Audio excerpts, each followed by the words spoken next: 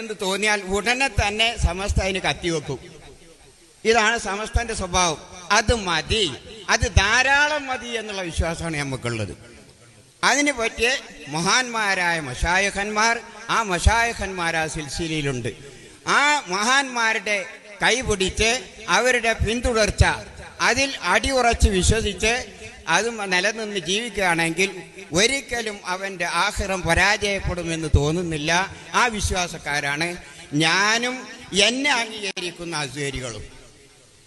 ഇനി അല്ലാതെ നിങ്ങളൊരു ദീന് ആദ്യം ഓതാൻ വരിക, പഠിക്കുക, ഒരു കൊല്ലം കഴിഞ്ഞു സനതൊക്കെ മേടിച്ചു, അതുവരെയുള്ള കാര്യങ്ങളൊക്കെ പഠിച്ചു, അത് കഴിഞ്ഞതിൻ്റെ ശേഷം പിന്നെ അവരിങ്ങേക്കിട്ട് പഠിപ്പിക്കുക, അത് വേണ്ട.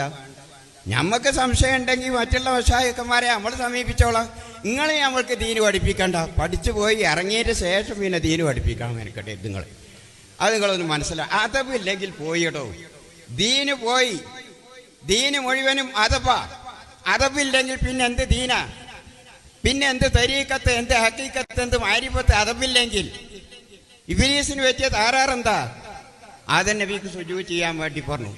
സുജൂദ് ചെയ്യാത്തതല്ല തെറ്റ്. പഠിച്ചിട്ടുണ്ടോ നിങ്ങൾ?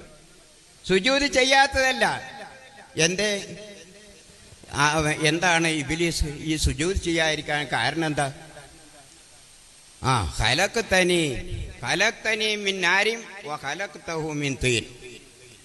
ആദമിനെ മണ്ണുകൊണ്ടാ പഠിച്ചത്, എന്നെ തീ കൊണ്ടാ പഠിച്ചത്, അതുകൊണ്ട് ഞാൻ അവന് സുജൂദ് ചെയ്യാൻ അർഹനല്ല എന്നുള്ള ധിക്കാര ചിന്താഗതിയാണ് ഇബ്ലീസിനെ പഠിപ്പിച്ചത്. പഠിച്ചോനെ എനിക്കത് അറിയില്ലായിരുന്നു, പഴച്ചു പോയി, ഇനി മേലിൽ അങ്ങനെ ചെയ്യൂല എന്ന് പറയുകയാണെങ്കിൽ ഇബ്ലീസ് വിപ്പാവൂല. പിന്നെന്താ? അഹങ്കാരം, അതബ് കേട്, സൂഉൽ അദബ്. ഈ സൂഉൽ അദബ് കൊണ്ട് ദീന് മുഴുവനും നശിച്ചു പോകും. അതബില്ലെങ്കിൽ, ഒരു മനുഷ്യന് അതബില്ലെങ്കിൽ അവനും മൃഗവും തമ്മിൽ യാതൊരു വ്യത്യാസമല്ല. മൃഗവും മനുഷ്യനും തമ്മിലുള്ള വ്യത്യാസം അതബ്.